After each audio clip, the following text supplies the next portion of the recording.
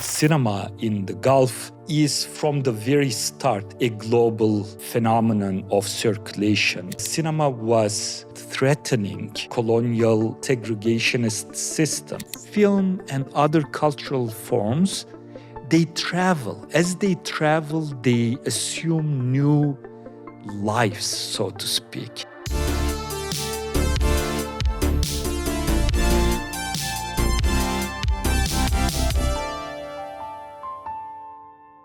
Hi, I am Moza, and this is the Ajyal Show podcast. Our region here in the Gulf has transformed at an astonishing pace. While we can see the modern cities today, there is such a rich history behind it that we can find often in cinema. Have you ever wondered what films can teach us about our histories, our heritage, and the socioeconomic changes that shaped what the Gulf is today? In this episode, we're thrilled to dive deep into these questions and more with our very special guest, a professor at Georgetown University in Qatar, who has an expertise in the history of the Gulf cinema, among many other specialties. His research uncovers the fascinating journey of Gulf cinema from its colonial beginnings to its role in today's modern cities. His insights will give us a new perspective on how films have not only entertained us, but also documented our evolving identity. So let's start this exciting discussion with Dr. Firat Oruc. Welcome to the Ajyal Show. Hi, Moza. Thanks for having me. Quite pleased to be here.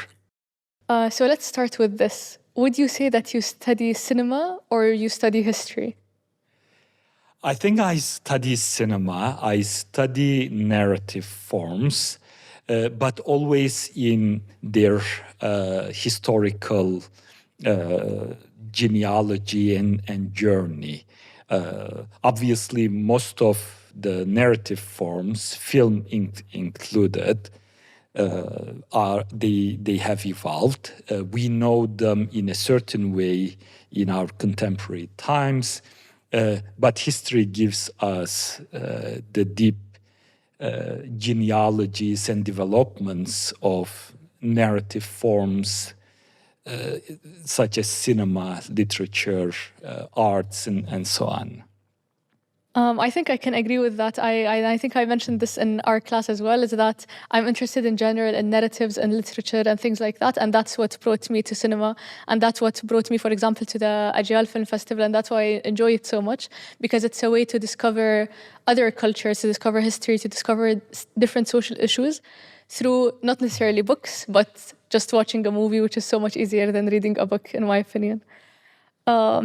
So today we're speaking about like the Gulf cinema and trying to historicize the Gulf cinema because it's such an insightful field to look at, especially that we don't often think of the Gulf as somewhere with like a legacy in film. We usually think of the modern movements in cinema in the Gulf. So let's start from the very, very beginning. Where would you say cinema started, or when would you say cinema started in the Gulf? Mm-hmm. Indeed, my work on the history of cinema in the Gulf, one of the reasons is to debunk the presentist assumptions about cinema in the region, as if it just happened in the last 2 decades, and sort of the assumption that there was nothing before, and this is completely false.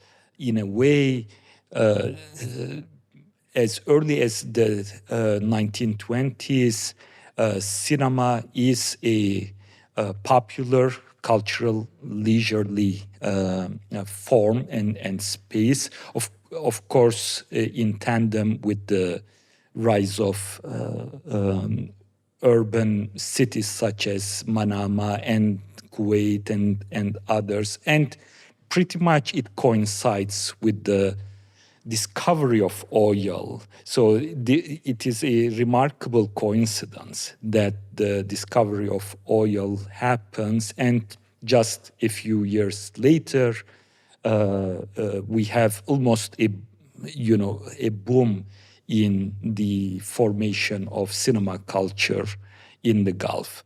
Of course, it it happens, and remember that the region was under British colonial administration.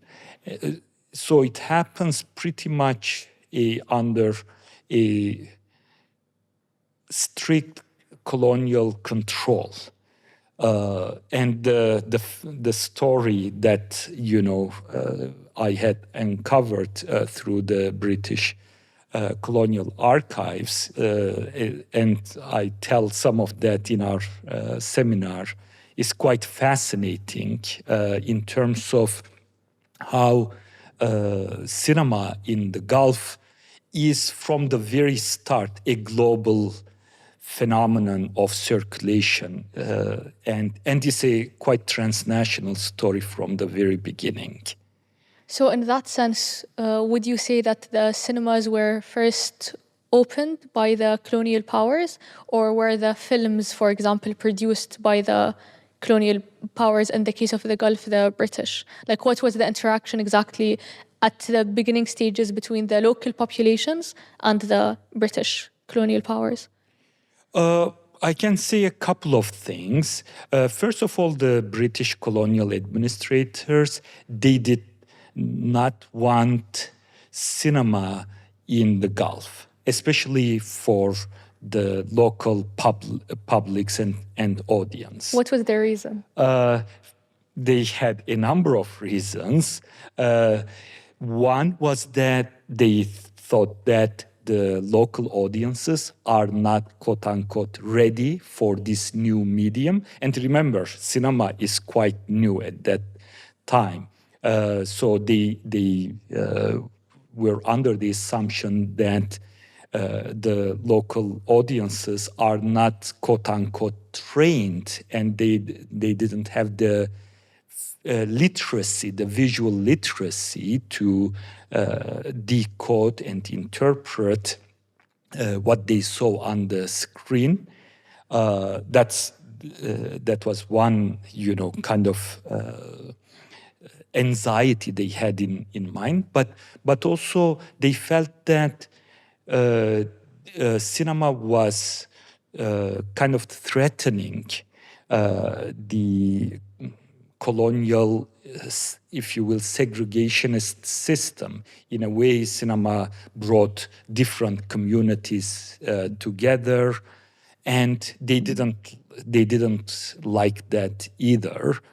And they felt that cinema as a popular form did not provide the local audiences a positive image of the West.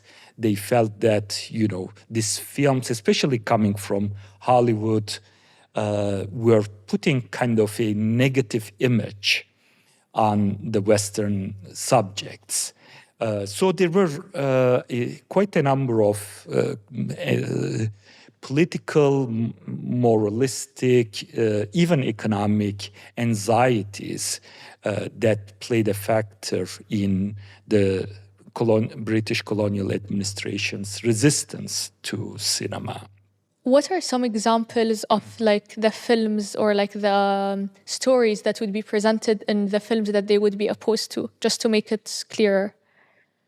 One example that I remember from the archives is that, and this happens elsewhere, not in the Gulf, but in Karachi, British main administrator in the Gulf, located in Bahrain, he goes to Karachi for recruitment purposes, and he mentions two films. One is titled Helen of Troy, and the other was Dante's Inferno. And as you may know, these two films were adaptations of two major Western classics. And he felt that these were, just bad adaptations, distortions of the great Western classics. They were quote unquote immoral in the depictions of the story and so on. And he had this type of films that were circulating in the colonies in mind, and he didn't want them to sort of arrive, so to speak, in the Gulf as well. So how did we move from there, from the British preventing cinemas basically just to protect their own image, to a Gulf where we have a few cinemas opening? Yeah, and exactly at this time period, the popular demand for cinema increases. People, of course, increasingly begin to know about cinemas as they travel in different parts of the world. They have the experience. Obviously, with the discovery of oil, you have an influx of migrant communities that have prior cinema experience. So as a result of all that, there is quite a high and decisive demand for public cinemas. And the first petition for opening a public cinema, again in Bahrain, but then it happens in other Gulf cities as well, is 1934, right? This is 2 years after the discovery of oil and, the new modernization and urbanization that the discovery of oil makes possible, right? So the demand is already there. The various local and migrant communities, they know about cinema, they enjoy the experience, and so on. So as a result, the petition to open a public cinema happens quite at an early time. But as I said, the colonial administrators are not willing to go that fast, quote unquote, with giving this license, right? And it is sort of at least close to less than a decade of struggle, petition after petition, and making different arguments, which is quite interesting. That, like when you look at the archives, both the local as well as foreign entrepreneurs who want to open a public cinema in the Gulf, they produce really fascinating arguments why this new modern leisurely form is needed as part of the urban lifestyle. And only in 1938, we see the emergence of the first public cinema.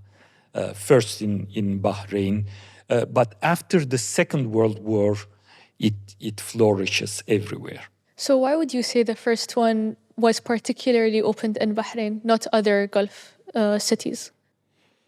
One obvious reason is that Bahrain was the first Arabian Gulf country in which oil was discovered.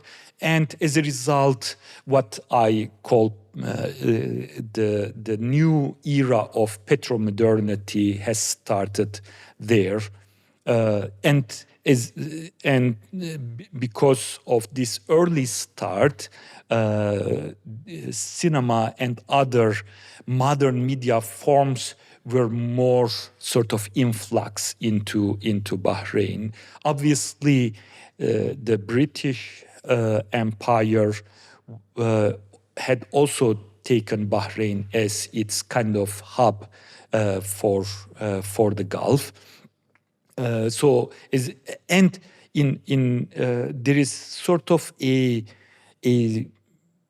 longer history of merchant cosmopolitanism in Bahrain. Of course, it wasn't exclusive only to Bahrain, but this merchant class has always been interested in bringing in new media forms as they emerged in the modern world. So as a result of all these factors, Bahrain kind of takes the lead in opening public cinemas in the region. But by 1950s, you already have a well-established cinema culture across all Gulf cities. So I think the first cinema in Qatar was the Khan Cinema, which belonged to the British Petroleum Company. What are other examples across the Gulf of how petroleum companies also had theaters, cinema theaters for their foreign expats who are residing in the petro companies? No, definitely. Dukhan for Qatar, it was the Dukhan Clubhouse movie theater. And in some of the oil documentaries that take place in Qatar, it is also showcased as part of the oil settlement and the life in these oil camps, so to speak. But Aramco had quite a number of them in Dhahran, in Ras Tanura,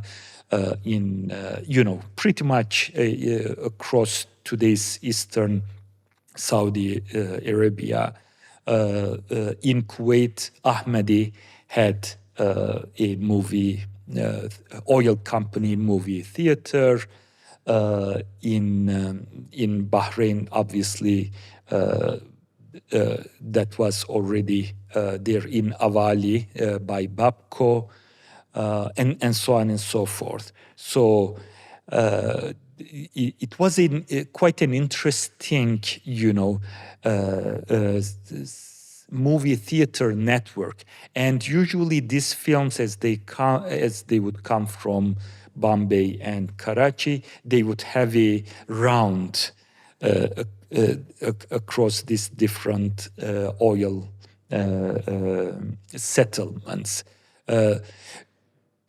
and pretty much these movie theaters were part of the oil company's promise and discourse of, look, here we offer you all the amenities and leisurely activities of modern life. That was, the movie theaters were part of showcasing some of the oil companies' promises to their senior Euro-American staff. So let's talk more about the films produced by these petroleum companies.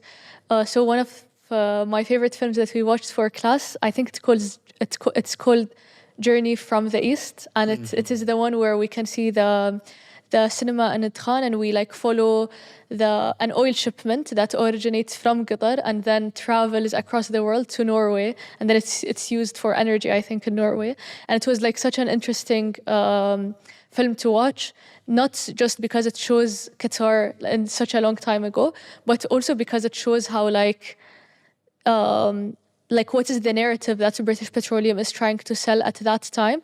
And it's also interesting to see the interconnectedness of the world, because we think of it as such a modern phenomena, but it existed long. Who would have thought that let's say someone in Qatar would have had consequences of actions that would lead to something happening in Norway, across the world. So what are more examples that you can tell us about petro films and what they did for the film culture in the Gulf? Definitely. I'm glad that you referred to Journey from the East.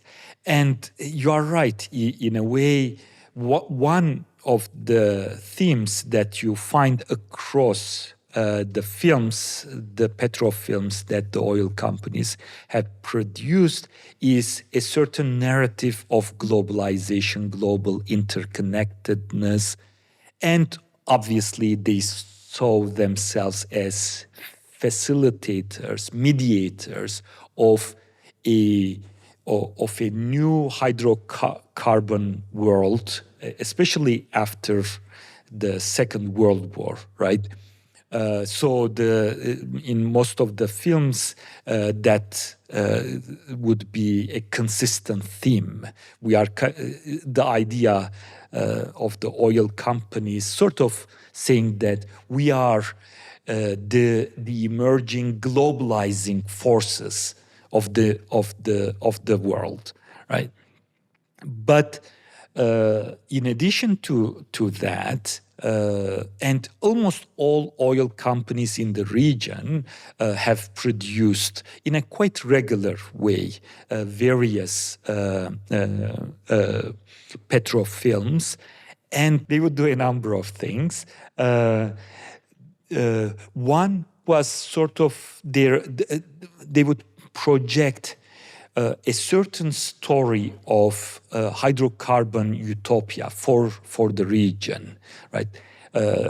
Usually, the films will start with very slow-paced and long takes of empty, barren desert spaces.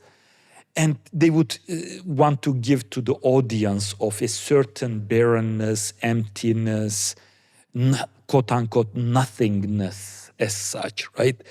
And as in each of these petrofilms, we would see a certain emergence of a new city, of a new even civilization that the discovery of oil enabled by these companies would make possible. So, in other words, there is a narrative of emergence, a narrative of renaissance promised by these oil companies, and it would be a constant theme in this documentaries. The other important function these films would serve would kind of showcasing to the metropolitan audience in the US or in the UK that these companies were fulfilling an important economic, political, and even cultural role in terms of advancing, let's say in the case of Aramco, the American mission. In the case of British Petroleum, the British imperial vision, and so on. So they would do quite a number of things in terms of showcasing the role of the oil companies. Obviously, another important sort of theme you see in these documentaries would be the extent to which these companies were fulfilling a modernizing / civilizing role for the region. So you would see quite a number of footage of the arrival of new institutions, new technologies, new cities, new ways of lives, and so on and so forth. So I think one of the more prominent quote-unquote petrofilms that are often talked about is Desert Venture, which is sort of like a longer film done by Aramco about Saudi Arabia. And I think you can tell from the name itself, Desert Venture, that it holds a lot of connotation about, I wouldn't say maybe necessarily civilizational mission, but like expansion of the American mission across the world. So can you tell us how the things that you mentioned manifest in Desert Venture, for example? Yeah, the Desert Venture is the first Aramco petro film that they made in 1948.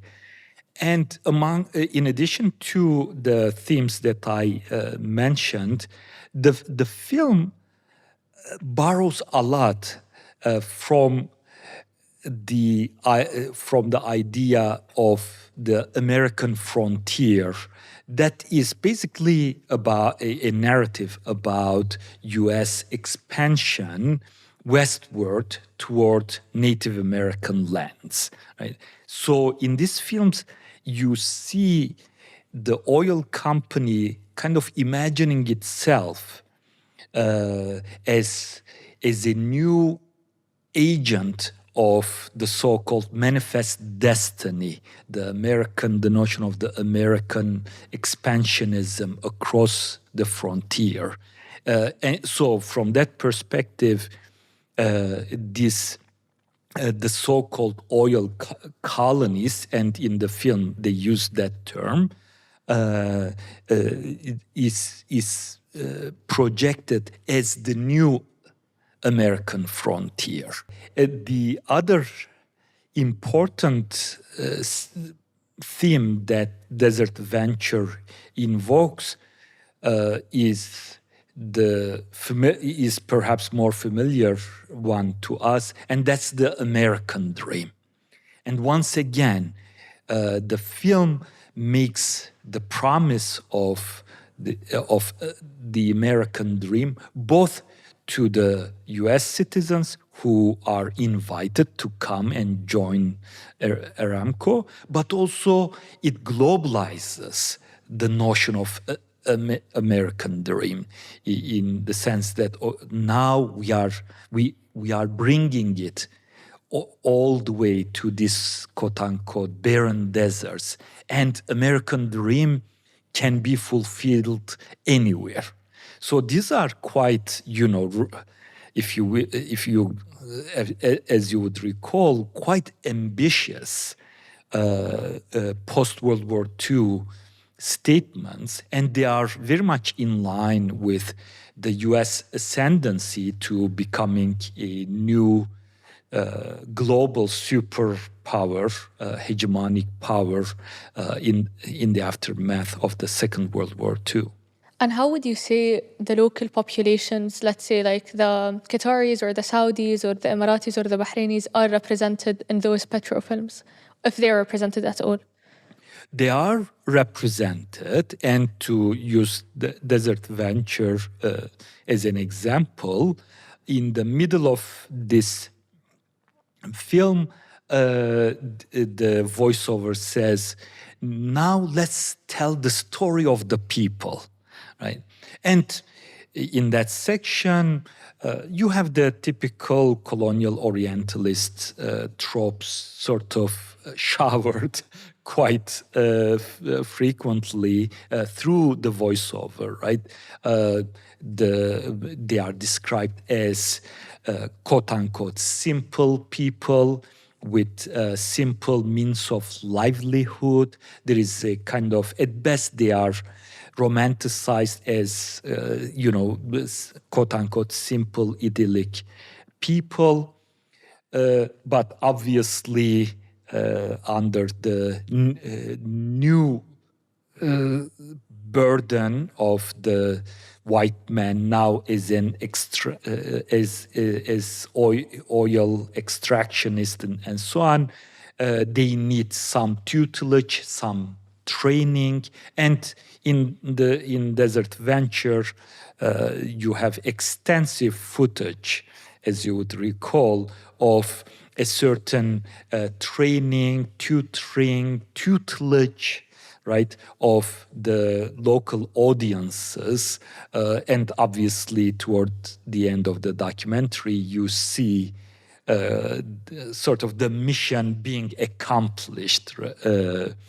And in addition to that, across all these different petro films, the oil companies present a certain narrative of modernization. We are bringing all the modern institutions to the local audiences. And so in a way, it is described as a yet another what I would like to call romance of native pioneer encounter. Usually they would depict the local audience, the local population as initially skeptic, even a bit hostile, and so on and so forth. But through the progression of the oil story, what we usually find is a kind of happy ending, right? The native, quote unquote, is now convinced, is happy, and is has subscribed to the new modern utopia. So moving away from petro films and more towards the films that the local populations were seeing, would you say that they had more cultural influences coming through film from only Hollywood, or would you say that the Arab region and the films produced in other Arab countries, whether in the Levant, whether in Egypt, or would you say that maybe films coming from South Asia had more of a cultural influence on the local populations? The first feature film that is credited to be the first Gulf film made by a local director is Basya Bahar, or Cruel Sea, by the late Khalid Siddiq. He made it in 1972. Sort of, roughly speaking, a decade later, a decade after Kuwait's independence, right? And it has a remarkable opening scene in terms of contextualizing the story. It says Kuwait before oil, right? And in a way, it's not a coincidence, or it is, quite remarkable to find out that the first Gulf film thinks in terms of periodizing the modern Gulf in terms of before and after oil, right? So whether he knew about the petro films or not, it is quite interesting that he is kind of responding to a certain narrative that was sort of developed through the colonial period of the Gulf region, right? And more importantly, this early generation of Gulf filmmakers, they are quite part and parcel of the emergent post-colonial realism in literature, in film, in the arts, what we typically call third cinema or third text, right? So they emerge from this, very important post-colonial moment, and Khalid Siddiq in particular, he is a remarkable representative of the 70s Arab realism in cinema, and for me it is always sort of quite remarkable that he produces his film in 1972, Basya Bahar. The same year you have The Dupes by the great Syrian director Tawfiq Saleh, which was a film adaptation of Ghassan Kanafani's, the great Palestinian novelist, his novel, Man in the Sun or Rijal fi Shams. So Khalid Siddiq is very much part of the emergent post-colonial Arab realism. But in addition to that, he studies film in India. He clearly he knows once again the emergent post-colonial Indian realist cinema represented by films such as by films such as Mother India, Satyajit Ray's Apu trilogy, and so on.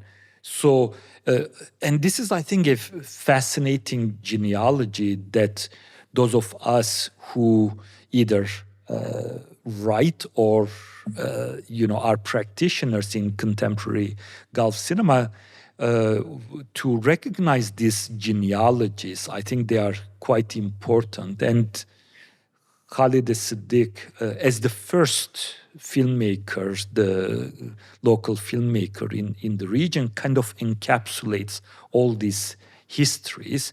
And he's not at all romantic. He's quite modernist. He doesn't see much future in the past either. And that's why in his opening of the film is Kuwait before oil, he's quite critical of the social cultural fabric before petro-modernity as well. So I think you see you have this very interesting genealogies that I think all of us should be more aware of. And would you say that films that are Gulf films that are trying to represent the Gulf or the Gulf society after the emergence of oil are also critical of the socioeconomic classes or like the different issues, whether political or social, in the society? Absolutely, yeah.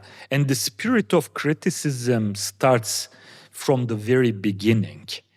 And this is, I think, one important reason any student of the Gulf or those of us who live in the Gulf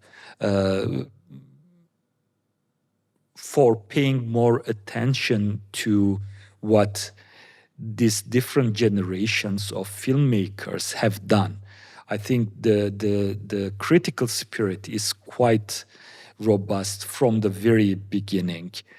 Obviously, as we find in any cinematic traditions, there are certain what I would like to call preoccupations.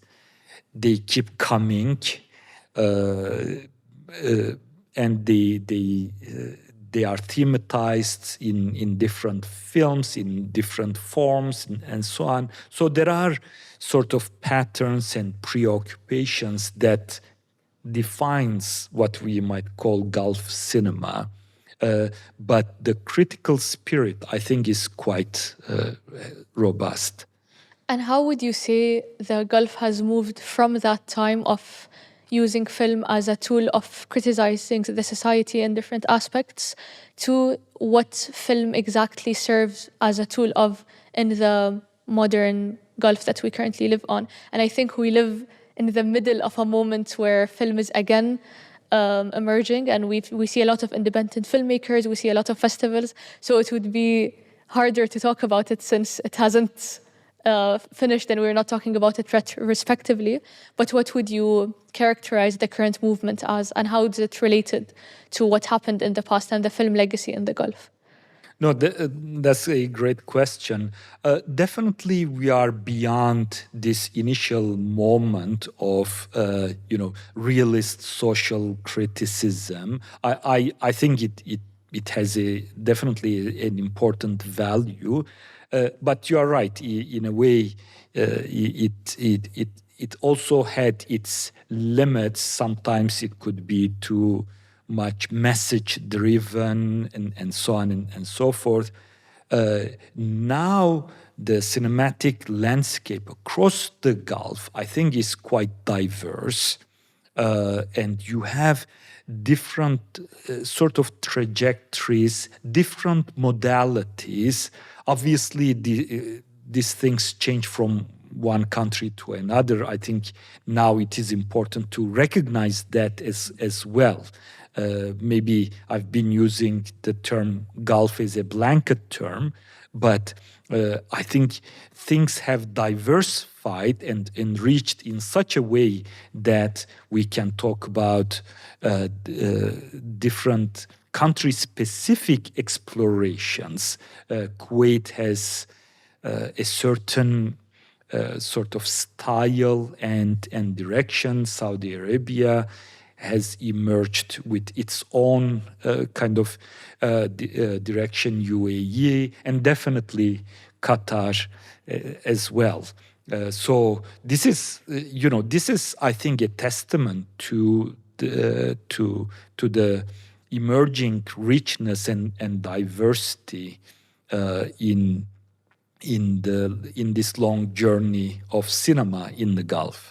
And would you say that these new journeys and these new directions by the different Gulf states are like a tool of soft power, for instance, that is even led by the government, not only by creative individuals themselves, in the sense that the Gulf states want to export their culture and export their cultural influence and try to sell a certain narrative about themselves to the world? And would you consider it as a tool of soft power?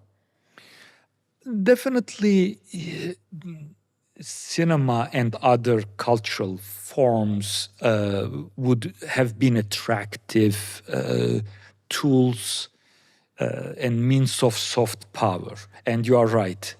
States in particular have been invested in film and other cultural forms as vehicles of soft power, right? So I totally see that. And I think it is a normal state desire. But history, once again, has shown us that, this cannot be perfectly engineered, perfectly determined, right? Because the film and other cultural forms, they travel. As they travel, they assume new lives, so to speak. They assume new meanings. What we send from here can be decoded quite differently elsewhere. And we don't talk about just one destination, right? You have multiple destinations that film and other cultural forms arrive. So while recognizing the state desire in establishing soft power through film and the arts and so on, I think it is an indeterminate kind of path. That's one thing, and the other is that. And I think I should sort of particularly congratulate the Doha Film Institute for that. Film is not merely for the purpose of establishing soft power. Certainly, it is one element, but it is also about contesting dominant narratives. It is also about offering different ways of looking at the world, at our realities, different styles that don't have to abide or subsumed under the global conventions, market-driven conventions, and so on. So I think part of the direction beyond soft power is what I would like to call contesting or contested narratives. And films do provide that. I think maybe one last question that we can perhaps end on. What would you say an aspiring filmmaker or a film enthusiast in the Gulf could learn from exploring more about the history of cinema in the Gulf? I think attention to the history of the moving image would make the contemporary filmmaker more aware of the different paths that before him or her or before them, right, have taken. And this is not to say that, the contemporary filmmaker should follow or just, in a kind of obedient way, be on these tracks and so on, but to sort of ruminate on these directions. And once again, one particular example that have always admired is Majid al-Remaihi's And They Burned, his short film, And They Burned the Sea. This is, in a Qatari film, a personal film, a very intimate narrative, but it is also a film that is in conversation with Khaled Siddiq's Basya Bahar, right? And for me, this is a remarkable example of, while you kind of embark on your cinematic journey, you sort of invoke the specters, if you will, of the past, and how the past and present can be in conversation with one another. And this, I think, is a healthier way of moving forward, right? So I think, attention to genealogy, among many other things, has this value. Thank you, Professor Firat. And I think this episode was a great teaser for the Gulf film class. So I would say for anyone that would have the opportunity to take it, definitely to take it. And it offers so much insight on what the Gulf was in the past and what it's evolving into. So thank you for joining us. Thank you, Moza. Thank you for having me. It has been quite a pleasure. Thanks. Thank you.